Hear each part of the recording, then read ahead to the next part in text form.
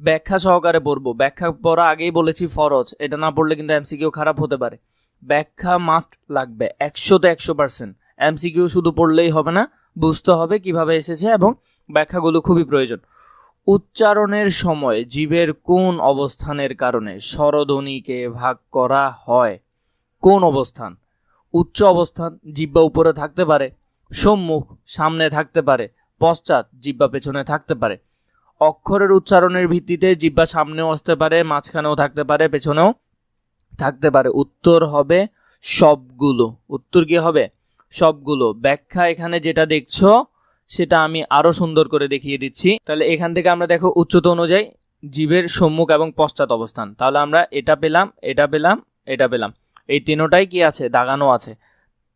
এর পরবর্তীতে যদি দেখি তাহলে এই ব্যাখ্যাটা পড়ার আর প্রয়োজন হচ্ছে না, বই থেকে দেখে নিব।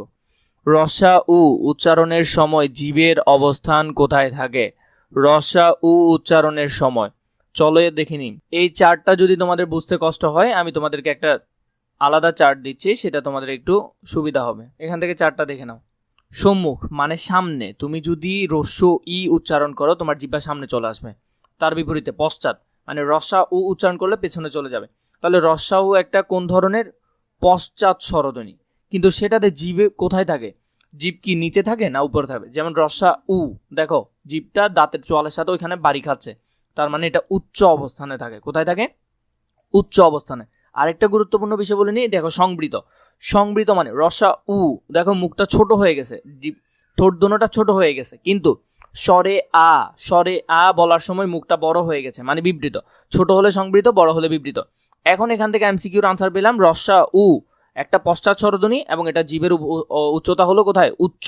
মোস্ট ইম্পর্টেন্ট প্রশ্ন যেটা পরীক্ষা আসবে। তাহলে এই চার্টটা তোমাদের আর কষ্ট করে পড়তে হচ্ছে না, আমি তোমাদেরকে এখানে আলাদা করে চার্ট দিয়ে দিয়েছি, সেটা পড়লেই চলছে। তাহলে এখান থেকে হবে কি?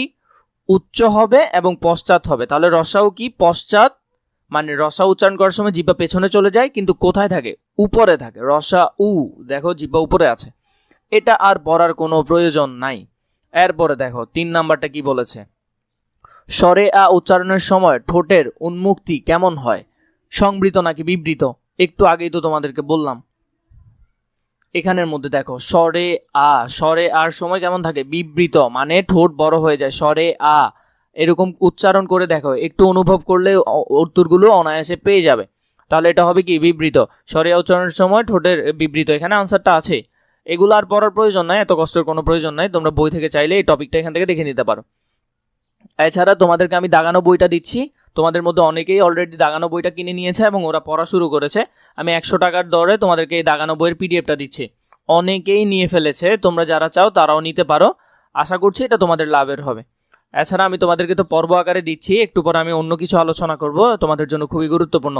জীবের সম্মুখ বা পশ্চাৎ অবস্থান অনুযায়ী, সম্মুখ বা পশ্চাৎ অবস্থান অনুযায়ী, কি অনুযায়ী? অবস্থান অনুযায়ী স্বরধ্বনি কত প্রকার? 3 প্রকার, একটু আগে তো বললাম। তাহলে এখানে দেখো সম্মুখ, মধ্য, পশ্চাৎ। জীবের অবস্থান অনুযায়ী কয় প্রকার? 3 প্রকার। এই যে এই বিষয়গুলা, এগুলা খুঁটিনাটি বিষয় না, বইয়ে তো ঠিকই আছে, কিন্তু তুমি তো পারবে না। কারণ তুমি আগে ভালো করে পড়ো নাই। তুমি পারবা কিভাবে? খুঁটিনাটি বিষয়গুলো বের করে করে যদি পড়তে পারো তাহলে মিনিমাম 28+ হবে। এখানে বাংলা দ্বিতীয়তে আহামরি কিছু তো নাই। অনেক দিন সময় দিচ্ছে, 13 তারিখ পর্যন্ত, মানে অঢেল সময়। এর ভিতর যদি অনেক ভালো একটা প্রস্তুতি নিতে না পারো, যারা পড়ো নাই তারাও তো একটা সেরা প্রস্তুতি নিতে পারবে। 5 নাম্বার দেখো, বাংলা স্বরবর্ণের উপরের চন্দ্রবিন্দু ব্যবহার করা হয় কি বোঝাতে? অনুনাসিকতা বুঝাতে। এটা লাইন ছিল। এরপর বইয়ের পরের পৃষ্ঠার লাইনই এটা মোস্ট ইম্পর্টেন্ট। বই যাদের লাগবে ডিসক্রিপশন বক্সে আমাদের ফেসবুক পেজে মেসেজ করলে হয়ে যাবে, আমরা তোমাদেরকে দিয়ে দিব। বই যাদের লাগবে ডিসক্রিপশন বক্স আমাদের ফেসবুক পেজের লিঙ্ক থাকবে, সেখান থেকে চাইলে নিয়ে নিতে পারো। 7 নাম্বারটা দেখো, পূর্ণ স্বরধ্বনি ও অর্ধ স্বরধ্বনির ক্ষেত্রে মিল হয় দ্বিত্ব স্বর হবে। উত্তর হবে ঘ, দ্বিত্ব স্বর। বইয়ে দেখবে, এই বইয়ের মধ্যে দেখো আমি তোমাদেরকে দেখাই দিচ্ছি, এই লাইনটা দাগানোই আছে। পূর্ণ স্বরধ্বনি ও অর্ধ স্বরধ্বনি একত্রে উচ্চারিত হলে দ্বিত্ব স্বর হয়।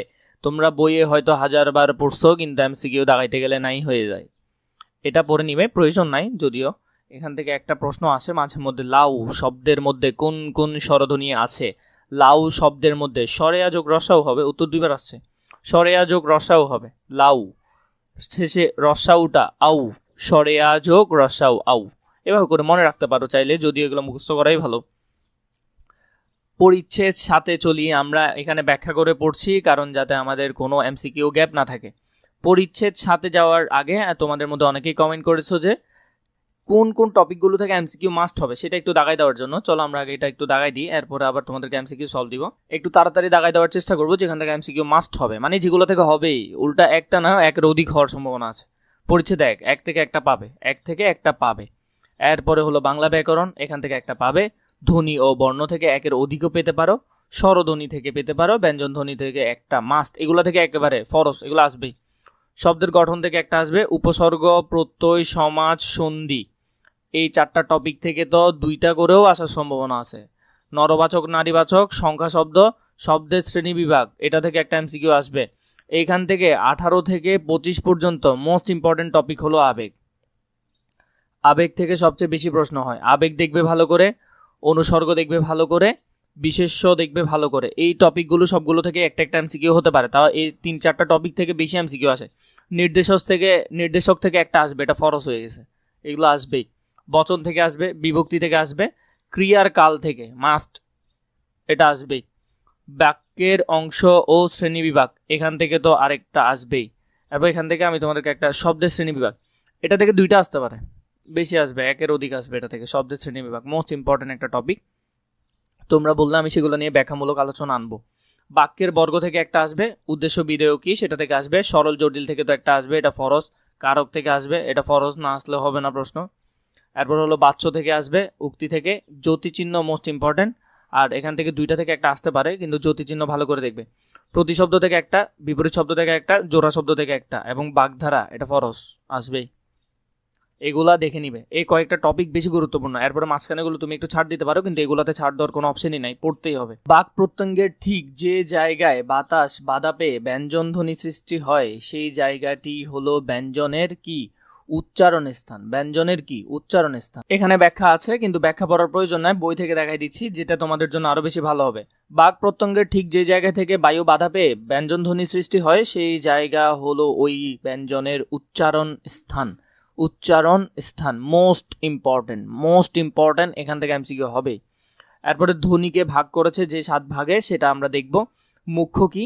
মুখ্য হলো তুমি যদি কোনো ওয়ার্ড উচ্চারণ করতে যাও, মানে কোনো বাংলা ব্যঞ্জন উচ্চারণ করতে যাচ্ছ, যেটা প্রধান ভূমিকা পালন করবে, মানে যেটা ছাড়া উচ্চারণ করা সম্ভব না, সেটা হলো মুখ্য। গৌণ হলো যেটা সাহায্য করবে শুধু উচ্চারণের জন্য, সেটা হলো গৌণ। এর পরের প্রশ্নে আমরা যাই 2 নাম্বার। দন্ত ব্যঞ্জন ধ্বনির মুখ্য বাক প্রত্যঙ্গ কোনটি? দন্ত ব্যঞ্জন ধ্বনির মুখ্য বাক প্রত্যঙ্গ হলো, উত্তর হবে জীবের ডগা। এটার পূর্ণাঙ্গ 4টা বইয়ের 18 পৃষ্ঠায় আছে, দেখে নিও, আমি আর দেখাচ্ছি না। কিন্তু আরো গুরুত্বপূর্ণ একটা বিষয় দেখাচ্ছি যেটা তোমাদের জন্য খুব বেশি কাজের হবে। এগুলো যদিও তোমাদেরকে আগে দেখাইছি, আবার দেখাই দিচ্ছি। যেমন ধরো, উচ্চারণ রীতি অনুসারে যে 5 ভাগে ভাগ করে, কণ্ঠ, তালব্য, মূর্ধ, দন্ত, ওষ্ঠ। মনে রাখবে প্রথম 5টা, এই সাইডটা বাদ দাও, এটা নাই, ধরে নাও এই অংশটা নাই। ক, খ, গ, গ, উ, চ, ছ বর্গের জ, জ, ই, ট, ঠ, ড, ঢ, মূর্ধন্য, এভাবে ম পর্যন্ত। তাহলে এই সিরিয়াল যদি মুখস্থ করো, তোমার বাকিগুলো মনে থাকবে। কণ্ঠ, তালব্য, মূর্ধ, দন্ত, ওষ্ঠ, ক থেকে ম পর্যন্ত 5টা করে। শেষেরগুলো আমি একটু মনে রাখার চেষ্টা করব। কিন্তু আরেকটা ইম্পর্টেন্ট হলো নাসিক্য। এই যে শেষের সারি, এটাকে বলা হয় নাসিক্য বর্ণ। কি বর্ণ? নাসিক্য বর্ণ। ঘোষ অঘোষ নিয়ে একটু পরে আলোচনা করছি, আলোচনাগুলো আসবে, তাই আর এখন করছি না। 3 নাম্বার দেখো, কোন ব্যঞ্জন ধ্বনি উচ্চারণের সময় জীবের ডগা উপরের পাটি দাঁতের গোড়ার সঙ্গে লেগে বায়ুপথে বাধা সৃষ্টি করে? সেটা হবে কি? এটা হবে দন্তমূলীয় ব্যঞ্জন। ডাবল এসেছে, দন্তমূলীয় ব্যঞ্জন, এটা হবে দন্তমূলীয় ব্যঞ্জন। এখানে সেটার ব্যাখ্যা আছে, ব্যাখ্যাগুলো মাঝে মধ্যে আসে, তাও আমি তোমাদেরকে এখান থেকে দেখাই দিচ্ছি। এই যেমন ধরো ওষ্ঠ, এখান থেকে দেখো কি আছে, দন্তটা যদি আমরা দেখি একটু, এখানে ওষ্ঠটা আছে, দন্ত, এই যে জীবের ডগার উপরের পার্টির সাথে লেগে বায়ুপথে বাধা সৃষ্টি করে। দাগানো আছে, এগুলো দাগানো বই যদি নিতে চাও ডিসক্রিপশন বক্সে আমাদের ফেসবুক পেজে মেসেজ করলে হয়ে যাবে, অনেকেই নিয়েছে, আশা করছি কাজে দিবে। ভালো করে যদি ব্যাখ্যা সহকারে পড়তে পারো আমার ভিডিওগুলো দেখে দেখে, আশা করছি অনেক ভালো একটা কাজে দিবে, ফিডব্যাক পাবে ইনশাল্লাহ তুমি এখান থেকে। এই যে এগুলো আছে দন্ত, একটু আগে তোমাকে দেখালাম না, ত, থ, দ, ধ, আমি যদি 4টা একটু খেয়াল করি, দন্ত কোথায়? নিচে, কণ্ঠ, তালব্য, মূর্ধ, দন্ত, ওষ্ঠ। তাহলে শেষে 4 নাম্বারটা হলো দন্ত। দন্ততে কি কি? ত, থ, দ, দ, দন্ত্যন্ন। তাহলে এই 5টা হলো দন্ত ব্যঞ্জন, এর সাথে আর 3টা আছে এক্সট্রা, এগুলো পড়ে নিলাম। সিরিয়াল মেনটেন করলে তো বেশিরভাগ মনে থাকবে। এরপরে অঘোষ আর ঘোষ নিয়ে তো আরেকটা তোমাদেরকে শেয়ার একটা টপিক দিব, এবং অল্পপ্রাণ মহাপ্রাণ কিভাবে অনায়াসে মনে রাখতে পারবে সেটা তোমাদেরকে আমি দেখাবো। এর পরেরটা যদি দেখি 4 নাম্বারটা, তালব্য ব্যঞ্জন ধ্বনির উদাহরণ আছে কোন শব্দে? তালব্য, এটা হবে শশা। তালব্যস্য একটা তালব্য বর্ণ, তালব্যস্য একটা কি বর্ণ? তালব্য বর্ণ। এখান থেকে দেখে নাও তালব্যস্য, তাহলে এখান থেকে আমরা পারলাম। এগুলো আমি তোমাদেরকে আরো ডিপলি দেখাবো, এই জন্য এগুলো আর ব্যাখ্যা করছি না। এরপর দেখো 5 নাম্বার বলেছে পার্শ্বিক ধ্বনি। পার্শ্বিক ধ্বনি বললেই ল, পার্শ্বিক ধ্বনি বললে বা বার্ষিক ব্যঞ্জন ধ্বনি বললে কি? ল। মুখস্থ, এগুলা ডাইরেক্ট মুখস্থ করে ফেলবে, এগুলা কোনো অল্টারনেটিভ নাই। পার্শ্বিক মানে ল, পার্শ্বিক মানে ল ডিরেক্ট। কোনটি তাড়িত বা তাড়নজাত ব্যঞ্জন বলে? তাড়িত, তাড়িত ঢয় শূন্য ড এবং ঢয় শূন্য ড, এই দুইটা হলো তাড়িত ব্যঞ্জন বা তাড়নজাত ব্যঞ্জন। ঢয় শূন্য ড বা ঢয় শূন্য ড। আরো সহজ করে যদি দেখাই দিই, এখান থেকে দেখে নাও। দেখো নাসিক্য বর্ণ এগুলা 7টা গুলা, তারপর নাসিক্য ধ্বনি এ কয়েকটা। এরপরে র কে বলা হয় কম্পনজাত, র কি? কম্পনজাত। অন্ত্যেষ্ট্রীয় কি? অন্তস্থ বর্ণ। তালব্যস্য, মূর্ধন্যস্য, দন্তেস্য, হ এগুলোকে বলা হয় উষ্ণ ধ্বনি। পরাশ্রয়ী বর্ণ হলো এগুলা। ফলা চিহ্নগুলো এখানে দেওয়া আছে, এখান থেকে এগুলো তোমাদেরকে আগে দেখাইছি তাই দেখাচ্ছি না। এরপর দেখো, এরপরে তরল স্বর বলে র এবং লকে। এই নিচে যে 4টা আছে এটা মোস্ট ইম্পর্টেন্ট। এখানে দেখো পার্শ্বিক কি আছে? ল। পার্শ্বিক কম্পনজাত মানে কেঁপে উঠবে। র, র উচ্চারণ করার সময় তোমার জিহ্বা দেখবা কেঁপে উঠছে, তাহলে এটাকে বলে কম্পনজাত। তারণজাত দুইটা, ঢয় শূন্য ড, ঢয় শূন্য ড, হলো তারণজাত। আশা করছি এখন তোমরা ভালো পারবে আমার থেকে বেশি। এখানে দেওয়া আছে, এটা চাইলে আরেকটা দিতে পারতো, ঢয় শূন্য ড, এটাও ব্যঞ্জন ধ্বনির উদাহরণ। র একটাই আছে। উষ্ণ ব্যঞ্জন এখানে দেওয়া আছে, উষ্ণ ব্যঞ্জন আরো হয়। তালব্যস্য, মূর্ধন্যস্য, দন্তেস্য 3টা হয়। মূর্ধন্য, মূর্ধন্য একটা মূর্ধন্য ব্যঞ্জন। এরপরে দেখো এখান থেকে তোমাদেরকে যদি দেখাই দিই, এগুলো কিন্তু বইয়ে আছে, সবগুলো দাগানোই আছে, তাও আমি তোমাদেরকে ওইখানে আলাদা করে লিখে দিচ্ছি। উষ্ণ কই? তালব্যস্য, দন্তেস্য, হ, এই 3টা হলো উষ্ণ ব্যঞ্জন। এই 3টা কি? উষ্ণ ব্যঞ্জন, মোস্ট ইম্পর্টেন্ট। পার্শ্বিক ব্যঞ্জন, পার্শ্বিক ব্যঞ্জন হলো ল, দাগানো আছে। পার্শ্বিক ব্যঞ্জন হলো ল, ভালো করে পড়ে নিবে। কম্পনজাত, কম্পনজাত হলো র, কম্পনজাত কি? র। এরপরে হলো তারণজাত, তারণজাত কি? ঢয় শূন্য ড এবং ঢয় শূন্য ড। একটা এমসিকিউ এখান থেকে আসবে, তাই বারবার দেখাচ্ছি, বারবার দেখাচ্ছি। ঘোষ এবং অঘোষ নিয়ে একটু ছোট করে আলোচনা করব, আগে দেখি এমসিকিউ আসে কিনা। এরপরেই দেখো কি বলেছে, কোনগুলো ঘোষ ব্যঞ্জন? ঘোষ ব্যঞ্জন কোনগুলো? মনে রাখার জন্য 4টা একটু দেখতে পারো। এই দেখো এখানের মধ্যে প্রথম 2টা অঘোষ, পরের 3টা ঘোষ। তাহলে যে পরের 3টা কি কি আছে? ক থেকে ম পর্যন্ত তো সিরিয়ালে পারো না, ক খ ভুলে গেছো কি জানি। ক থেকে ম পর্যন্ত সিরিয়ালে তো জানো, এখন প্রথম 2টা বাদে সবগুলার প্রথম 2টা হলো অঘোষ, পরের 3টা ঘোষ। তাহলে গ গ ম, বর্গীর জ ঝ ঞ, এভাবে মনে রাখবে। তাহলে এই 4টা মনে রাখলে তুমি এটা আনসার করতে পারছো না। এখানে এখানে কি হবে? তাহলে এখানে বলেছে ঘোষ ব্যঞ্জন, ঘোষ ব্যঞ্জন হবে ব ভ। ব ভ হলো কি? ঘোষ ব্যঞ্জন। তাহলে দেখি 4টের সাথে একটু মিলাই দেখি। এই যেমন ধরো ব এবং ভ, এই 2টা ঘোষ ব্যঞ্জন না? কোথায় আছে? পরের 3 সারিতে আছে, তাহলে ঘোষিত হবে। আগেরগুলো হইলে তো ঘোষ না, অঘোষ হওয়ার কথা ছিল। তাহলে ঘোষ কি অঘোষ কি? এগুলা বইয়ের মতো এরকম মুখস্থ করার কোনো দরকার আছে? বইয়ে যেভাবে দিছে এইভাবে কি কোনোদিন মুখস্থ হবে? এই এতগুলা কি তুমি মুখস্থ করে রাখতে পারবে? কখনো সম্ভব? কখনো পারবে না। অল্প প্রাণ কি, মহাপ্রাণ কি, সেটা যদি আগে একটু বুঝে নাও। ক, উচ্চারণ করতে বায়ুপথে মাত্র অপেক্ষাকৃত কম বাতাস বেরোচ্ছে। খ, বেশি বাতাস বেরোচ্ছে। ক, খ, গ, ঘ। তাহলে ক অল্প প্রাণ, খ মহাপ্রাণ, গ অল্প প্রাণ, ঘ মহাপ্রাণ। এটা বোঝার জন্য 4 যদি আরেকটু দেখে নাও। অল্প প্রাণ, প্রথম সারি অল্প প্রাণ, 1 আর 3 অল্প প্রাণ। এখানে এটা হলো 1, এটা 3 অল্প প্রাণ। 2 এবং 4 মহাপ্রাণ, 2 এবং 4 মহাপ্রাণ। আশা করি আর বুঝাইতে হবে না, বহুত বুঝাইছি। এরপরে দেখো এখানে উদাহরণগুলো আছে। এইভাবে আসলে ঘোষ অঘোষ মুখস্থ করা সম্ভব না, 4টা মনে রাখবে, হয়তো মনে থাকবে। ফুসফুস থেকে নির্গত বায়ু প্রবাহ কম থাকলে তাকে কি বলে? এখনই তো পড়েছ, অল্প প্রাণ বলে। অল্প প্রাণ, বায়ু পথে যদি বাতাস কম বের হয়, এখনই পড়াইছি, এই অল্প প্রাণ বলে। কি বলে? অল্প প্রাণ। এগুলো দাগানো আছে বইয়ে, যারা বই নিতে চাও ডিসক্রিপশন বক্স আমাদের ফেসবুক পেজে মেসেজ করলেই হয়ে যাবে। এরপরে দেখো এখানে কি বলেছে, এখানে বলেছে কম্পিত ব্যঞ্জনের উপস্থিতি আছে কোন শব্দে? মানে র, র এর উপস্থিতি মানে বোঝা যাচ্ছে। যেমন বড়, ঢয় শূন্য ড উচ্চারণ হচ্ছে, তাহলে এটা হবে? এটা কি কম্পিত না? চানাচুর, র, এটা র করে উঠছে মানে জিহ্বা নড়ে উঠছে, উত্তর হবে ঘ। চানাচুর, একটু উল্টাপাল্টা হয়েছে, মনে রাখবে। এখানে আছে, এটা পড়ে নিও, আর র সম্পর্কে বলতে চাচ্ছি না। 10 নাম্বার, উচ্চারণ স্থান অনুযায়ী তালব্যস্য, তালব্যস্য কোন ধ্বনি? তালব্য, এটা নিশ্চয় তালব্য। এতক্ষণ ধরে পড়তে পড়তে তো মুখস্থ হয়ে যাওয়ার কথা। এখানে আছে তালব্যস্য, আর দেখাতে হচ্ছে না। 8 নম্বর পরিচ্ছেদে যাই। 8 নম্বর পরিচ্ছেদে যে বিষয়গুলো ইম্পর্টেন্ট খুব বেশি এবং যেগুলো বারবার আসে তা দেখিয়ে দিচ্ছি। ব ফলার উচ্চারণ নেই কোন শব্দে, মানে ব, এখানে যে ব আছে এটার উচ্চারণ নেই। এক কথায় মনে রাখবে, ব যদি সামনে থাকে তাহলে তার কি উচ্চারণ হয় না। ব যদি যেমন এটাতে শেষে আছে তাহলে এটা উচ্চারণ হবে অশ্ব, এটা ব এর ব ফলা এর উচ্চারণ হচ্ছে, এখানে বটা আসে না মনে হয়, এটা বাদ দাও, এটা এমনি উত্তর হবে না। ব বিশ্বাস তালব্য আছে মাঝখানে, তাহলে কি শুরুতে থাকলে কি হবে, এটার উচ্চারণ হবে না, তাহলে হবে শো সুর।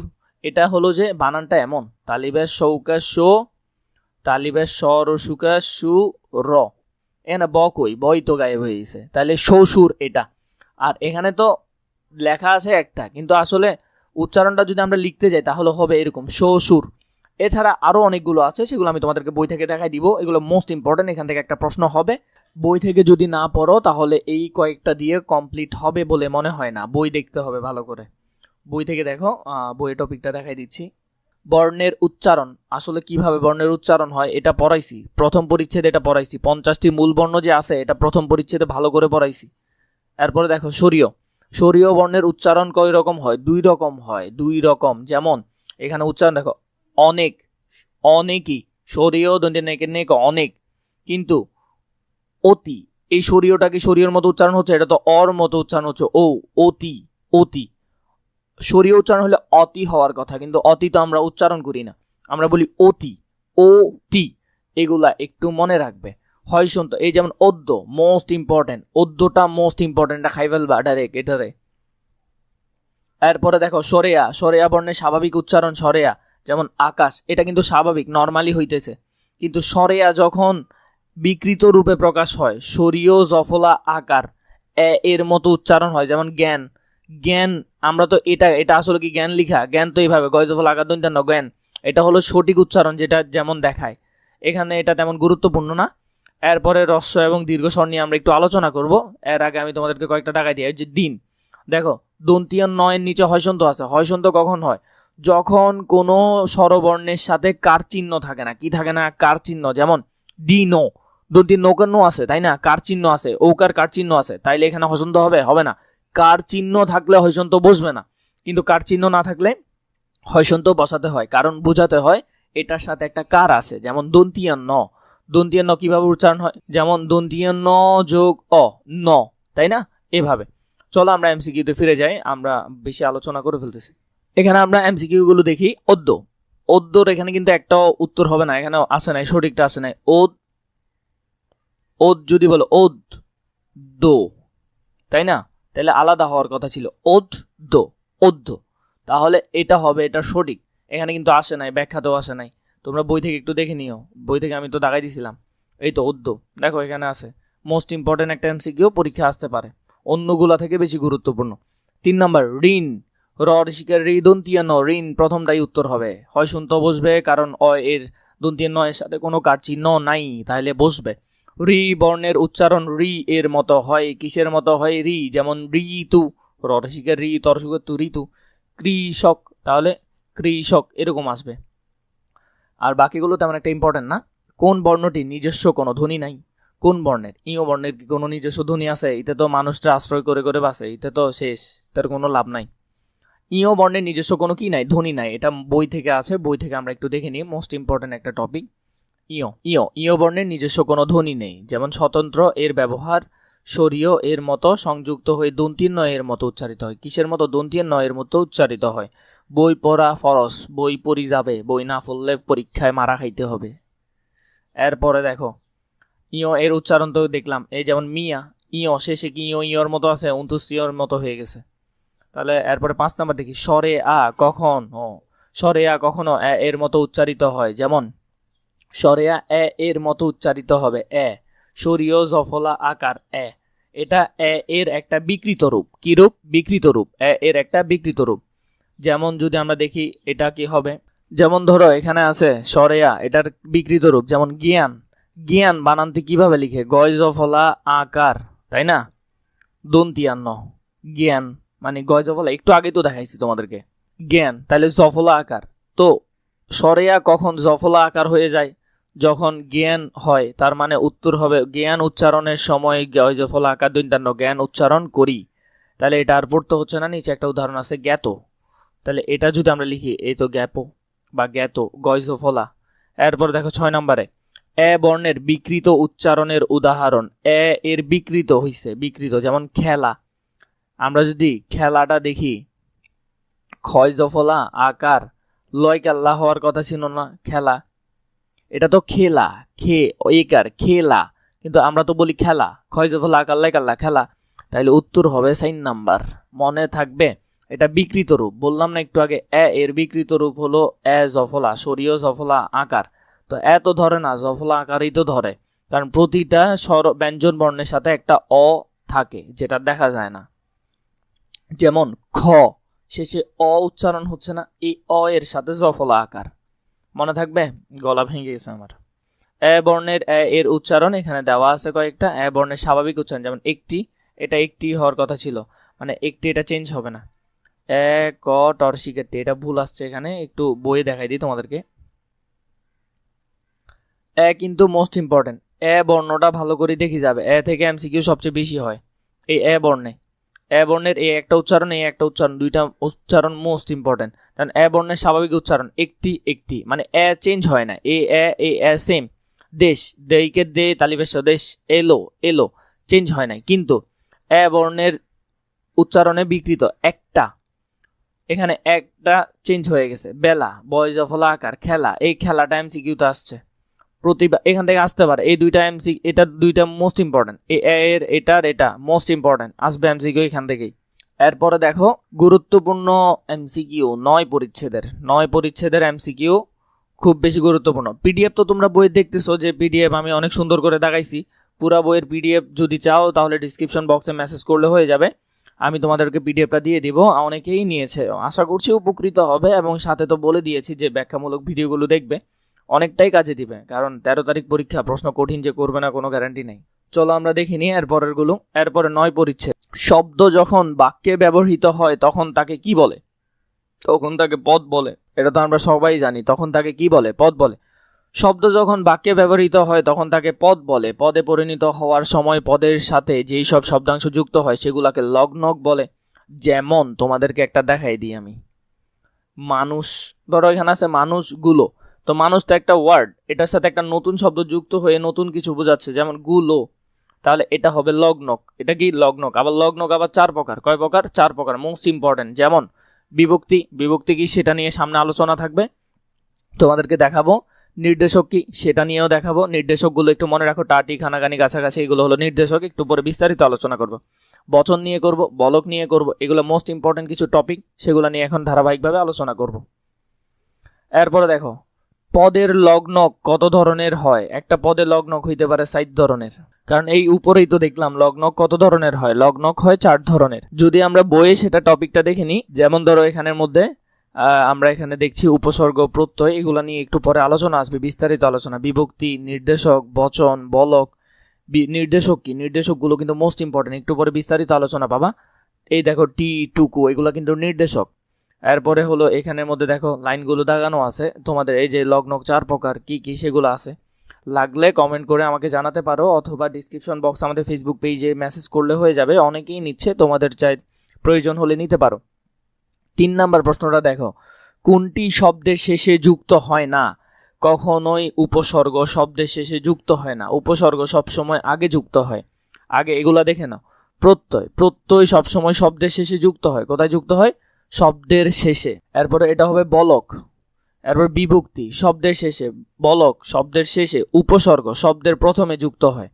উপসর্গ শব্দের শেষে যুক্ত হয় না, কারণ যেমন ধরো প্র, পরি, বি, উপ, এগুলা কিন্তু উপসর্গ। এগুলা সবসময় যেমন প্রযোগ হার প্রহার, পরিযোগ হার পরিহার, বিযোগ হার বিহার, উপযোগ হার উপহার।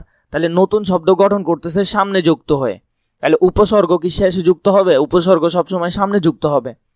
যেই সব শব্দাংশ শব্দ মূলের পূর্বে বসে নতুন শব্দ গঠন করে সেগুলোকে উপসর্গ বলে। নিচে তো উদাহরণ দিলাম, এটা মোস্ট ইম্পর্টেন্ট। দেখি আমি দেখো উপসর্গ নিয়ে কিন্তু আমার কাছে একটা নোট ছিল। এই উপসর্গ এগুলো যদিও তোমাদের বই এভাবে আসবে না, কিন্তু তাহলেও তোমরা একটু উপসর্গগুলো দেখে নিতে পারো। খাঁটি উপসর্গ, কোনগুলো এগুলা, এরপরে তৎসম উপসর্গ কোনগুলো এগুলো একটু দেখে নিও। এরপর আরবি উপসর্গ কোনটা হয়, ফার্সি উপসর্গ, ইংরেজি উপসর্গ, এগুলো তোমাদের জন্য গুরুত্বপূর্ণ, এটা একটু দেখে নিও। যদিও এইভাবে প্রশ্ন হবে না, তোমাদের প্রশ্নটা একটু ভিন্ন হবে। এরপরে দেখো 4 নম্বরে বলছে যেই সব শব্দাংশ পদের সঙ্গে যুক্ত হয়ে বক্তব্য জোরালো করে তাকে কি বলে, তাকে কি বলবে, তাকে নিশ্চয়ই বলক বল। শব্দকে জোরালো করার কাজ করে কে? শব্দকে জোরালো করার কাজ করে বলক। উপর নিচে ব্যাখ্যা আছে, ব্যাখ্যাটা দেখে নিও। এই দেখো এখানে লেখাই আছে যেসব শব্দাংশ পদের সঙ্গে যুক্ত হয়ে বক্তব্যকে জোরালো করে।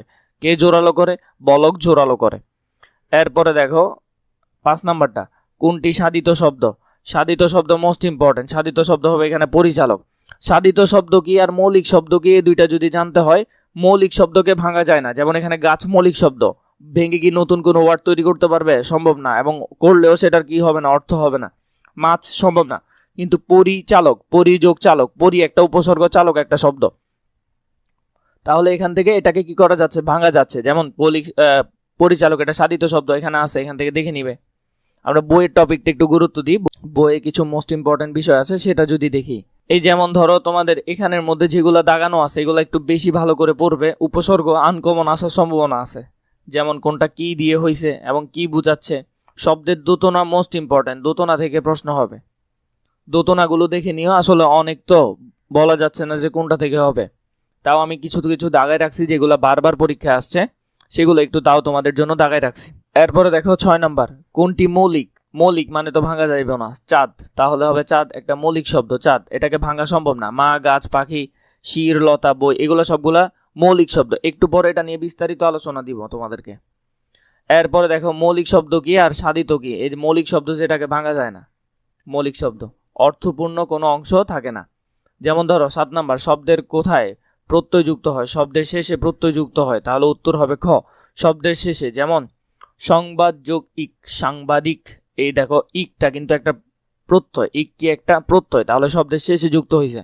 4 নম্বর, কোনটি নির্দেশক? একটু আগে তো দেখাইছি, টুকু, টাটি, খানাখানি, গাছাগাছি, টুকু, এগুলো সবগুলোই কিন্তু নির্দেশক। বই কিন্তু এটা উপরে ছিল। এই যেমন ধরো এখানে ছিল টুকু এবং টি, এটা কিন্তু উপসর্গ। বইয়ের বাইরে থেকে প্রশ্ন করবে না, বই যদি ভালো করে পড়ো 100% কমন পড়বে। 9 নম্বর, কোনটি লগ্নক নয়? লগ্নক নয় কোনটা?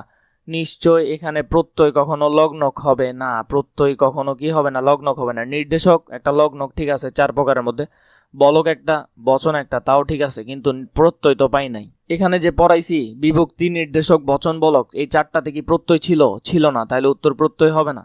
তাহলে উত্তর কি হবে? উত্তর হবে প্রত্যয়, এটা একটা লগ্নক না। 10 নম্বর প্রশ্ন যদি খেয়াল করি, নৌকার চাইয়ে নীল মাছরাঙ্গা বসে আছে, বাক্যে অলগ্নক পদ কোনটি? এখানে অলগ্নক যেটার সাথে কোনো লগ্নক নাই, যেমন নীল, নীলের সাথে কি কোনো আগে পরে কিছু আছে? তাহলে এটা হবে নীল। নীল কি হবে? নীল অলগ্নক হবে, মানে লগ্নক হবে। নৌকার র আছে, র একটা কিন্তু বিভক্তি, তাহলে বিভক্তি তো একটা লগ্নক। এই একটাও বিভক্তি। একার একটা বিভক্তি না, একার, এগুলো তোমাদেরকে আগে পড়াইছিলাম। মাছ রাঙ্গা মাটি, টি দিয়ে নির্দেশক বোঝায়। টি দিয়ে কি বোঝায়? নির্দেশক বোঝায়। যেমন এখানে দিছে টি একটি নির্দেশক, এখানে আছে, এগুলা কিন্তু আমি ব্যাখ্যা করছি, আর প্রয়োজন নাই। আসো আমরা 10 নম্বর পরিচ্ছেদটা দেখি, মোস্ট ইম্পর্টেন্ট একটা পরিচ্ছেদ, ভিডিও অনেক বড় হয়ে যাচ্ছে। 1 নম্বরটা দেখি, নিচের কোনটি উপসর্গ যোগে ঘটিত শব্দ? উপসর্গ যোগ হয়েছে, যেমন প্রবীণ, প্রবীণে উপসর্গ যোগ হয়েছে। একটা উপসর্গ, এখানে দেখাইছিলাম না তোমাদেরকে উপসর্গগুলা। এই উপসর্গগুলা সবগুলো একসাথে একটু দেখে নিও তো। যেমন দেশি বা খাঁটি বাংলা উপসর্গ, তৎসম বিদেশি উপসর্গ।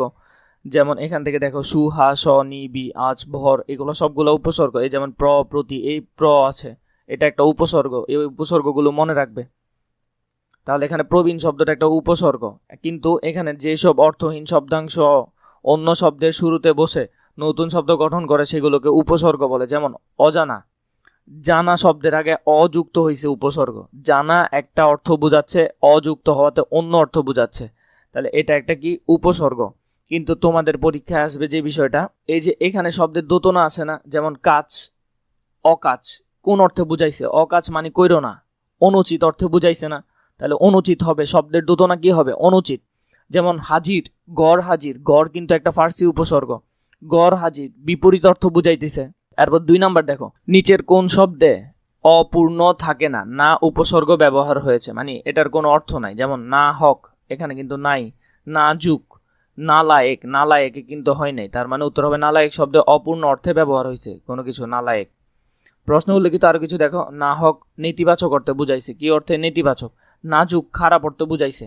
এরপর হলো যে না দাবি, মানে পরিত্যাগ করো, এটা তুমি পাবা না, আর তোমার না দাবি দিয়ে দাও।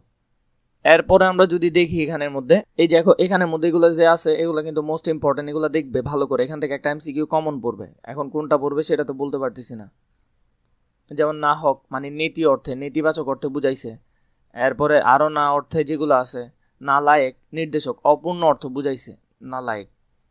এগুলো একটু দেখবে, এগুলো মোস্ট ইম্পর্টেন্ট। এরপরে না হক নেতি অর্থে। এরপরে এখানের মধ্যে যেগুলো আছে এগুলাই পরীক্ষা আসবে, এর বাইরে কিন্তু পরীক্ষা আসবে না। 3 নম্বরে ইচ্ছ অর্থ প্রকাশ করেছে কোন উপসর্গ যুক্ত শব্দটি? এটা হবে আরক্তি। আরক্ত শব্দটি ইচ্ছ অর্থে ব্যবহার হয়েছে। যেমন তোমরা যদি এখানে দেখো, এখানের মধ্যে দিয়েছিল, শব্দটি উপসর্গ যোগে গঠিত, এতএব উত্তর হবে কত? 4। উত্তর হবে কি? 4। 4 নাম্বারটা দেখো, নিচের কোনটি উপসর্গ? উপসর্গ কি? উপসর্গ তো আমরা জানি উপসর্গ কোনটা হবে, এখানে তো দেওয়াই আছে উত্তরও দেওয়া আছে উপসর্গগুলো আমি তোমাদেরকে দেখাইছি, আর প্রয়োজন নাই। এর পরবর্তীতে তোমাদের আর কোন কোন পরিচ্ছেদের প্রয়োজন সেটা কমেন্ট করবে, বেশি বেশি শেয়ার করবে, তখনই আমি তোমাদের জন্য ইনশাআল্লাহ ভিডিও রেডি করব।